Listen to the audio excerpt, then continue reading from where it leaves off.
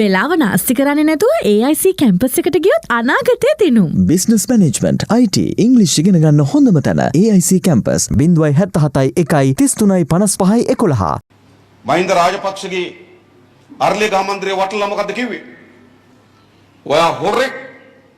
මම ඔයා කිව්වට ජනතාව කිව්ව ඔයා කියලා නෙවෙයි හොඳේ. නේද? නමුත් අපි වේදිකාවෙන් දැන් මේ කියන්නේ. ඔයා හොරෙක්. නේද? තව සතක්ගේ නම කිව්වොත් මොකද්ද? ඔයා මයිනේ. ඒ විතරක් නෙවෙයි කිව්වොත්. ඔයා නාකි මයිනේ. එහෙමයි කිව්වේ. හරිද? නාකි මයිනේ. අපේ රටේ අනාගතය විනාශ කරා. අපේ තරුණ තරුණියන්ගේ අනාගතය විනාශ කරා. කරුණා කරලා යන්න කිව්වා. ගෝඨාභයත් කිව්වේ කරුණා කරලා යන්න කියලා. පෞගිය මැයි මාසේ මැද භාගයේ වෙනකොට රාජපක්ෂ පවුල බිත්තියටම හේතු වුණා. පාරක යන්න බෑ. ජනාධිපතිවරයාට බංකරයක ඇතුලේ ජීවත් වෙන්න වුණා. ජනාධිපති මන්දිරයේ අවට මේ දඹුල්ලෙන් විශේෂ කාර්ය බලකාය අරන් ගියා. මොනරාගලින් නේද තව හමුදා අනුකණ්ඩ ගෙනාවා. බාරොන් ජයතිලක මාවතේ ජනාධිපති මන්දිරය වටලලා හමුදා බැරක්ක හැදුවා. ජනාධිපතිවරයාට සින්දුර හමුදා බැරක්කයක් ඇතුළට යන්නේ. අගමැතිවරයා ජනතාව ඇවිල්ලා තමන්ගේ මන්දිරේ වැටලුවා. වාහන කියන්න බෑ. හෙලිකොප්ටරයකින් ඇවිල්ලා ත්‍රිකුණාමලේ නාවික හමුදා කඳවුරේ නේද හැංගිලා ජීවත් වෙන්න උනා. මැති ඇමතිවරුන්ට පාරක යන්න බැරි වුණා. රාජපක්ෂ පවුල ආණ්ඩුවත් බිත්තියටම හේතු වුණා. මොකද කරේ? ආව නූතන දොන්ජුවන් ධර්මපාල පාවා දෙන්න. අයියන්ඩියේ බිය නොවන්න මරණාසටි මා පෙන්නන්නම් කියලා නේද? ඇවිල්ලා අගමැතිකම බාරගත්තා රනිල් වික්‍රමසිංහ. මේ ජනතාවගේ වේදනාවේ කෝපේ ආවේගයේ මහ ජනතා නැගිටීම රනිල් වික්‍රමසිංහ අගමැති තනතුරකට පාවලා දුන්නා. එමු නේද කරේ? අගමැති තනතුරට පාරා දුන්නා. මහින්ද රාජපක්ෂ නාවික හමුදා කඳවුරු ඉඳන් කොළඹ ගියා හෙලිකොප්ටරේ. ටික ටික එළියට බහින්න පටන් ගත්තා. ගෝඨාභය රාජපක්ෂ රාජ්‍ය නිලධාරීන් කියලා ගෙනල්ලා රැස්සින් තියන්න පටන් ගන්නවා. ජනතාව ආමන්ත්‍රණය කියනවා මොකද්ද? හේතු එපා වවන්න කියනවා. ජනතාව කියනවා හේතු එපා ඵලයන් කියනවා. නේද? මම දැක්ක එයා කියනවා හේතු එපා වවන්න. ජනතාව කියන්නේ හේතු එපා ඵලයන්. හැබැයි ඒගොල්ලෝ ටික ටික ගුල් වලින් එළියට එන්න පටන් ගත්තා. නැවත පැරණි අසාර්ථක දේශපාලන සංස්කෘතියත් ආර්ථික ගමනත් අපේ රටේ යලි තහවුරු වී තිබෙනවා. හැබැයි අපි හිතනවා මේ යලි තහවුරු වීම ඉතාමත් කෙටි කාලයක් බවට පරිවර්තනය කළ යුතුයි. මේ දේශපාලන සංස්කෘතියත් මේ ආර්ථික ගමනත් වෙනස් කිරීම සඳහා අපි ඉදිරියට ආ යුතුයි. ඕනේ නැත්නම් දැන් බලන්න ආපු දවසේ ඉඳන් රනිල් වික්‍රමසිංහ කියන්නේ මොකද්ද? රනිල් වික්‍රමසිංහ දැන් අර්බුදයේ ප්‍රකාශකයා.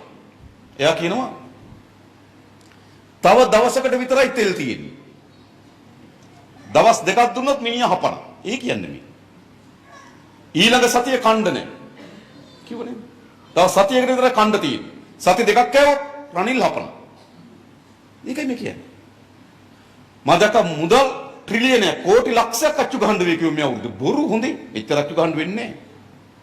හරිද? නමුත් ඊට වඩා අඩුවෙන් අච්චු ගහුවොත් රනිල් හපන. ඊයේ පෙරේදා කියන මොකක්ද? වේල් දෙකක් කණ්ඩ වෙයි.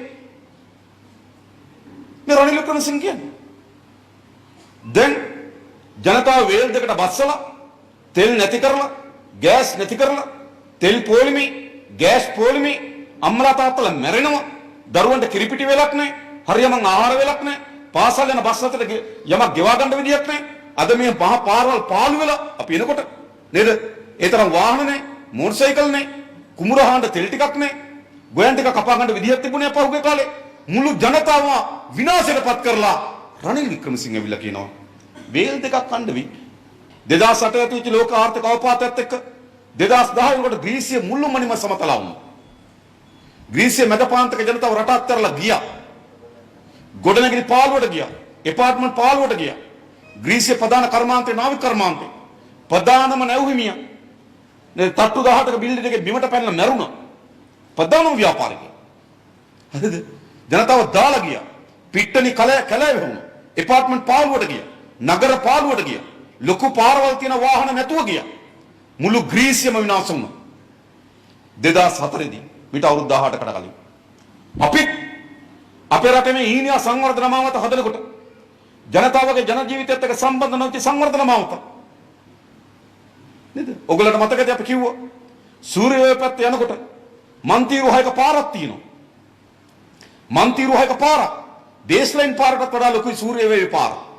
හැබැයි අවට පාරයිනේ ගෙවල් තහඩු ගාපු ගෙවල් පාරයිනේ දරුවා පේර ටික විකුණන පේර කාලේට ඉස්කෝලේ ගිහිල්ලා.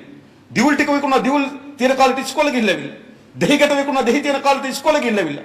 මොකද සිදුවී තිබෙන්නේ? පාර දැවැන්තයි ජනතාවගේ ජීවිතය අතිශය පහතයි. ඒකෙන් කියන්නේ මොකක්ද? ජනතාවගේ ජීවිතයත් එක්ක සම්බන්ධ නොවුණු සංවර්ධන මාවත. මේගොල්ලෝ අනුගමනය කරා. ඒ ප්‍රතිවිපාක වලට අද අපි භුක්ති විඳින්න තිබෙනවා.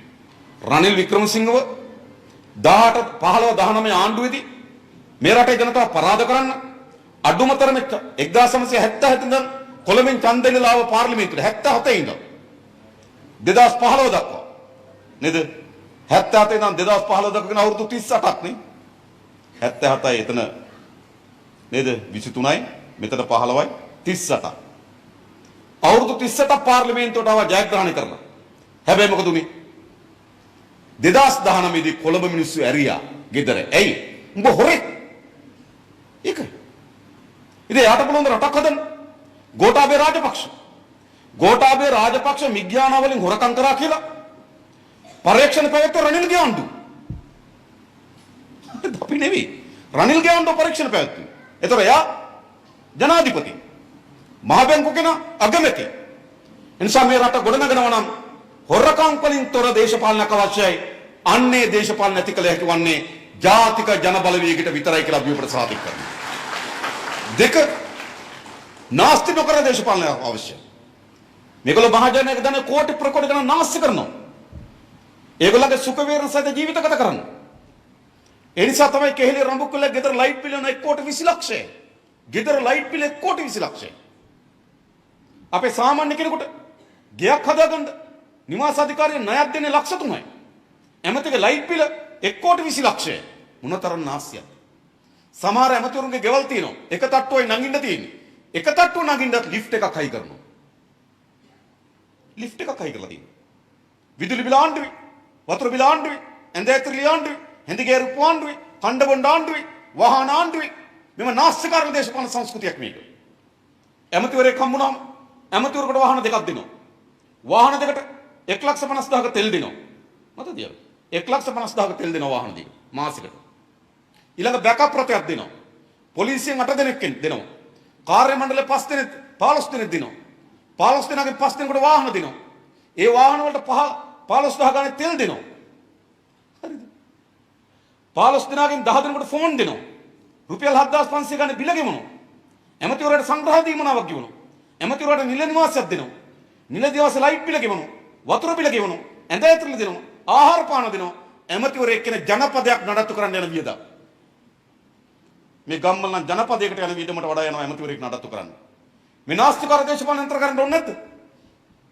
මේ රට ගොඩනගන්න නම් මේ නාස්තිකාර දේශපාලන නතර කරන්න ඕන. ඒ කල හැකි වන්නේ ජාතික ජන බලවේගයට විතරයි ඔබ සහමතක තබා ගන්න.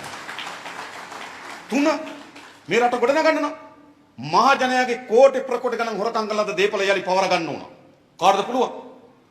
රනිල්ට පුළුවන්ද ගෝඨාභයගේ මිග්‍යානවල ගහිල්ලෙන් උපයාගත්තු දීපල පවර ගන්න? ගෝඨාභයට පුළුවන්ද රනිල් වික්‍රමසිංහගේ නේද? රනිල් වික්‍රමසිංහ මහ බැංකුවෙන් ගහපුව පවර ගන්න? ගන්න බෑ. රනිල් වික්‍රමසිංහ යාළුවා කවුද? අර්ජුන මහේන්ද්‍ර. දැන් උසාවිය රතුවරෙන්තු නිකුත් කරලා තිබෙන්නේ. අත්තඩ උඩ ගන්න බෑ. දවසක් මම පාර්ලිමේන්තුවේ දෙහුවා රනිල් වික්‍රමසිංහ. හැන්සාඩ් එකේ ඇති. අර්ජුන මහේන්ද්‍රන් සිංගප්පූරු ගියා. ආයෙ එන්නද ගියේ කියලා. රනිල් වික්‍රමසිංහ කිව්වොත් නෑ අර්ජුන මහේන්ද්‍රන් සිංගප්පූරු ගිය මගුල් ගෙදරක මගුල් ගෙදර ඉවරලා එයි කිව්වා. ඒ තරම් යාළු. දැන් එයාගේ මහ බැංකුවේ අධිපති අර්ජුන මහේන්ද්‍රන් රතුවරන්තුකාරයා. හරිද? කෝටි ගණන් මුදල් හොරකම් කළ රටෙන් පැනලා. දැන් රනිල් වික්‍රමසිංහට පුළුවන් ද අර්ජුන මහේන්ද්‍රව ලංකාවට ගෙන්න? එයානේ ගෙනලා මහ බැංකුවේ අධිපති කරේ. එයානේ පනලා යන්න ඉඩ දුන්නේ. ඒ නිසා මේගොල්ලෝ මතක තබා ගන්න මේගොල්ලෝ මංකොල්ලකාරයෝ එකට එකතු වෙලා ඉන්නේ. අපේ මේ අහිංසක දූපත අර සෝමාලියාවේ නේද මුහුදු මංකොල්ලකාරයන්ට අහු වුණා වගේ මේ මංකොල්ලකාරයන්ට අහු වෙලා තියෙනවා. මේ රට ගොඩනගන අලුත් ආර්ථික සැලැස්මක් වුණා. ඇයි මේ හිර වුණේ අපි? මම කෙටියෙන් කියන්නම්. ඇයි මේ හිර වුණේ? අපේ අද ආර්ථිකයේ තියෙන ප්‍රශ්න ජනතාවට දැනන ප්‍රශ්න දෙකක් තියෙනවා. එක මොකද්ද? භාණ්ඩ නැතිවීම. භාණ්ඩවල හිගයක් ඇතිවීම. භාණ්ඩ නැහැ. දෙක භාණ්ඩ ගණන්. තුන ආණ්ඩුව දැන් ප්‍රකාශයට පත් කළා තියෙනවා අපි ණය ගෙවන්නේ නැහැ කියලා. දැන් ප්‍රකාශ කරවන්නේ. කවුද අපි මහ බැංකුව අධිපතිතුමා පහුගිය දවස් දෙක ප්‍රකාශ කරා අපි රටක් හැටියට අරන් තියෙන ණය ගෙවන්නේ නැහැ. ඒකනේ බංකොලොත්. දැන් මේ ආර්ථික අවසන් ප්‍රතිඵලය මොකද වෙලා තිබුණේ?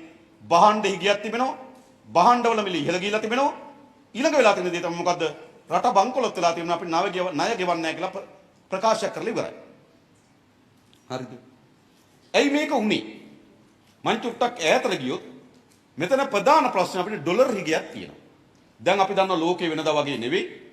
ලෝකේ එකට ගැට ගහිලා තිබෙන්නේ. වෙළඳ පොලෙන් ගැට ගහිලා තිබෙන්නේ. ලෝකේ ආනයන අපනයන කියන යථාර්ථය. අපි කවුරු හරි හිතනවා නම් අපේ රට අවශ්‍ය සියල්ල අපේ රටේ නිෂ්පාදනය කරගන්න පුළුවන් කියලා ඒක අයිති වෙන්නේ 1800 ගණන් වලට.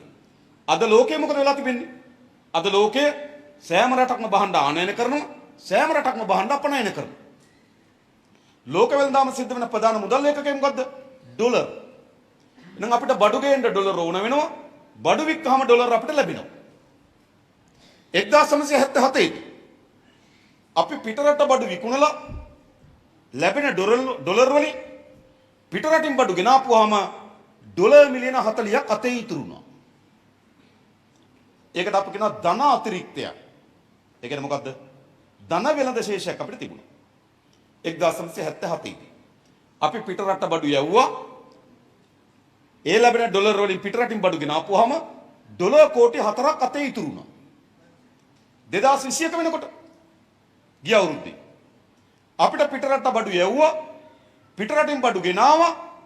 යවපු ඩොලර් වලට වඩා ගෙනත් තියෙනවා ඩොලර් කෝටි 810ක. අපි යවුවේ ඩොලර් කෝටි 1250ක. අපි ගෙනත් තියෙනවා ඩොලර් කෝටි 2060ක. අපිට බඩු ගේන්න ගියා ඩොලර් කෝටි 2060ක්. බඩු විකුණලා හම්බුනේ ඩොලර් කෝටි 1250යි. ඩොලර් කෝටි 810ක හිගියක් තියෙනවා. 77 ඩොලර් කෝටි 4ක වැඩිපුර තිබ්බා. බඩු ගන්න කඩේටත් නැහැ. මහජන බැංකුවටත් නැහැ. සෙලාම් බැංකුවටත් නැහැ. ඒතර කට්ටිය ණයක් ගන්න ගියොත් ඒ යාට ණය දෙන්නේ බලාගෙන නැහැ. එයා හැමතැනම නැහැ. ලංකාවට නෙවෙයි. අපි ජපානයටත් නැහැ. ඇමරිකාවටත් නැහැ. ඉන්දියාවටත් නැහැ. මෑතක ඉඳන් බංග්ලාදේශයටත් නැහැ. හරිද? ඊට පස්සේ IMF එකටත් නැහැ. ලෝක බැංකුවටත් නැහැ. ADB එකටත් නැහැ. හතර වටේ නැහැ. එතකොට ෆිච් ජාත්‍යන්තර රේටින් සමාගම් කිව්වා ණය දෙන්නේ බලාගෙන. මොකද ණය දෙන හැම කෙනෙක්ම අපේක්ෂා කරන්නේ මොකද්ද? ඒ ණය යලි ලබා ගැනීම. 2020 වෙනකොට අපිට ණය දෙන්නේ නැතුව ගියා. විකුණන්න දෙයක්වත් නැහැ. තියෙන ටික ඔක්කොම විකුණලා ඉවරයි. තව පොඩි දේවල් ටිකක් තියෙනවා. හරි. එතකොට 2020 වෙනකොට වෙච්ච දේ තමයි ණයක් දුන්නේ නැහැ. ණයක් ගන්න බැරි වුණා. විකුණන්නත් නැතුව ගියා ඩොලර් හිග වුණා. හිග වුණාට පස්සේ මහ බැංකුව සතුට තිබ්බ ඩොලර් කෝටි 830ක්. මේක වියදම් කරන්න පටන් ගත්තා. විදේශ සංචිත තිබ්බ ඩොලර් මිලියන 7.3 ඩොලර් කෝටි 830ක්. ඩොලර් බිලියන 7.3. මේක වියදම් කරන්න පටන් ගත්තා. 20 මේකේ කොටසක් වියදම් කරා. 21 මේක කොටසක් වියදම් කරා. 22 වෙනකොට ඒකත් ඉවර වුණා. දැන් මොකද උනේ? අපිට අවශ්‍ය වෙන ඩොලර් ප්‍රමාණය අපි උපයන්නේ නැහැ. ඊටු ටික දැන් අපි අවුරුදු 40ක් තිස්සේ අවුරුදු 42ක් තිස්සේ මතක තියාගන්න. අවුරුදු 42ක් තිස්සේ අපි ඊටු ටික සම්පූර්ණ කරගත්තේ එක්ක ණයක් අරගෙන එක්ක විකුණලා. මේ අවුරුද්ද වෙනකොට අපිට මොකද උනේ? ණය දෙන්නේ නැතුව ගියා, විකුණන්නත් නැතුව ගියා. භාණ්ඩාගාරයේ විදේශ සංචිතත් ඉවර වුණා.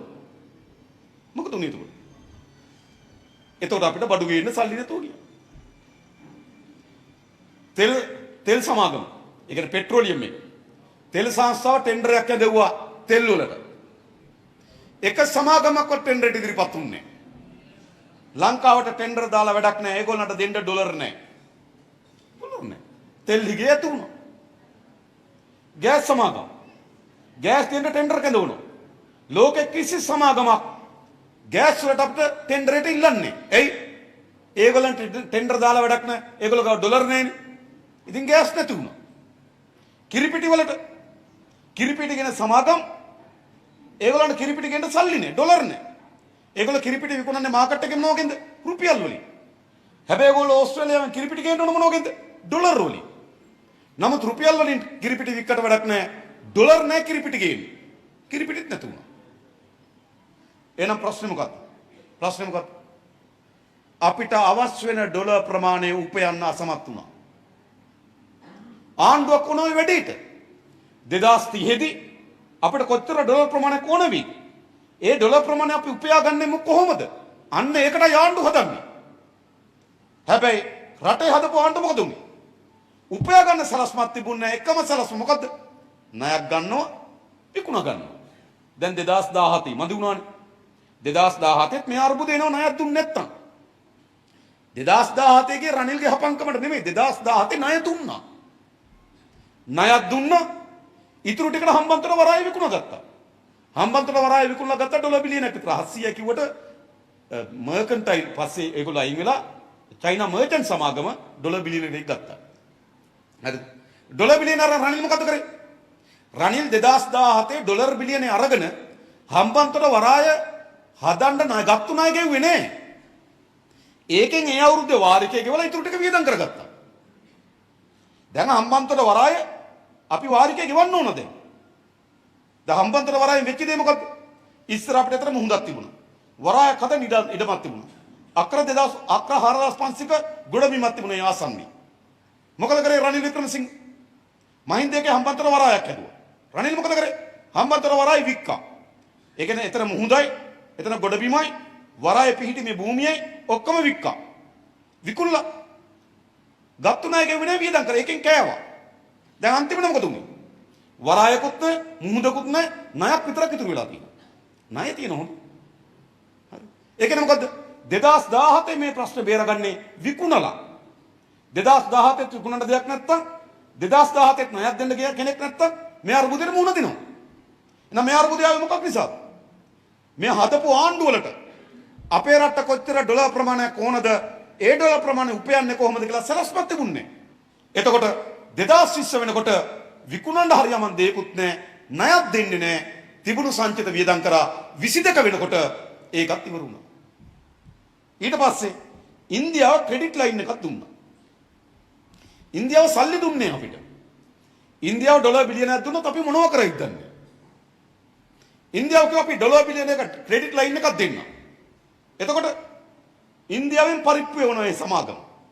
ඉන්දියාවේ ආණ්ඩුව ඒ සමාගමට සල්ලි ගෙවනවා. අපි නෙවෙයි හොඳ අපිට දෙන්නේ නැහැ. අපිට දීලා මොනව කරයිද දන්නේ? දැන් ඔය ක්‍රෙඩිට් ලයින් කියන්නේ ඉන්දියාව ඩොලර් මිලියන 1000ක ක්‍රෙඩිට් ලයින් එකක් දෙනවා. මොකද කරන්නේ? ඉන්දියාව සමාගම අපිට පරිප්පු වෙනකොට ඉන්දියාවේ බැංකු වලින් ඒකට සල්ලි ගෙවනවා. අපිට ණයක් එකතු වෙනවා. හරිද? එහෙනම් ඩොලර් බිලියන දුන්නොත් අපි මොනව කරයිද දන්නේ? දැන් ඉන්දියාවේ මොකද උනේ? ඩොලර් මිලියන 500ක තෙල් ක්‍රෙඩිට් ලයින් එකක් දුන්නා. එතකොට ඉන්දියාවෙන් තෙල් නැවක් රිලයන්ස් සමාගමෙන් තෙල් නැවක් එනවා. එනකොට ඉන්දියාවෙන් ඒ තෙල් නැවට සල්ලි ගෙවනවා. අපි නෙමෙයි ගෙවන්නේ. අපි ගෙවනවා කිව්වොත් එන්නේ නැහැ. ඊළඟ තව තෙල් නැවක් ගෙවනවා. ඉන්දියාවෙන් ඒකට සල්ලි දෙනවා. ඒ ඩොලර් මිලියන 500ක් ඉවර වුණා. දැන් මේ ඇවිල්ලා තියෙන අන්තිම ඩීසල් නැව සහ පෙට්‍රල් නැව. ඒ ක්‍රෙඩිට් ලයින් එකේ. ආයි ක්‍රෙඩිට් ලයින් එක ඩොලර් මිලියන 500ක ඉල්ලලා තිනවා. ඒක ආවේ නැත්තම් තෙල් පෙට්‍රල් ගේන්නවත් හිතර විදිහක් නෑ දැන්. ඇයි ඩොලර් නැතුව ගියේ? ඔන්න ඔය නිසා තමයි අපිට බහණ්ඩ හිගේ ඇතුනේ. බහණ්ඩ වල මිල ඉහළ ගියේ. ඉහළ ගියේ මොකක් නිසාද? ඩොලර් එන්නේ නෑ. එනවට වඩා ගිහිල්ලා බැංකුවෙන් ඩොලර් ඉල්ලනවා. පරිප්පු ගේන්න ඩොලර් ඉල්ලනවා, රෙදි ගේන්න ඩොලර් ඉල්ලනවා, සුදු ලුණු ගේන්න ඩොලර් ඉල්ලනවා, සැමන් ගේන්න ඩොලර් ඉල්ලනවා නේද? තෙල් ගේන්න ඩොලර් ඉල්ලනවා බැංකුවේ. හැබැයි බැංකුවට ඇවිල්ලා තියෙන ඩොලර් ප්‍රමාණය මදි. ඉල්ලුම වැඩි. සැපයුම අඩුයි. මොකද උනේ? ඩොලරය යගේ ඉහළ ගියා. දැන් කිය ඩොලරේ රුපියල් 365යි. ආණ්ඩු වෙනකොට 178යි. ඒතර එදා සැමන් ටින් එකක් ගෙනාවේ ඩොලර් එකක් දීලා නම් සැමන් ටින් එක 178යි. අද සැමන් ටින් එකක් ගෙන්නේ ඩොලර් එකක් දීලා නම් සැමන් ටින් එක 365 මොන වෙලාවද? රුපියල කඩා වැටුණා. වාහන මිල දෙගුණය තුන්ගුණකින් ගිහලා ගියා. ඩීසල් ලීටර රුපියල් 104කට තිබ්බ ආණ්ඩුව වෙනකොට. අද කීයද? අද රුපියල් 400යි. ග්‍රෑම් 400 කිරි පැකට් එක තිබුණේ රුපියල් 380ට. අද 1020යි. 12.5 ගෑස් සිලින්ඩරේ තිබුණේ 1300 ගන්නකට. අද 6850 650ක දැන් වැඩි කරලා ලාස් එක. හෙට වැඩි කරයි ලිට්‍රු එක. මොකද උනේ? මේ සාමාන්‍ය බහන්න මිලේ යමක් නෙවෙයි. ඉස්සර තෙල් ලියන රුපියල් 4කින් 5කින්. කිරිපිටි මිලේ යලන රුපියල් 10කින් 15කින්. අද මොකද වෙන්නේ? 380 කිරි පැකට් එක ග්‍රෑම් 400 1020යි.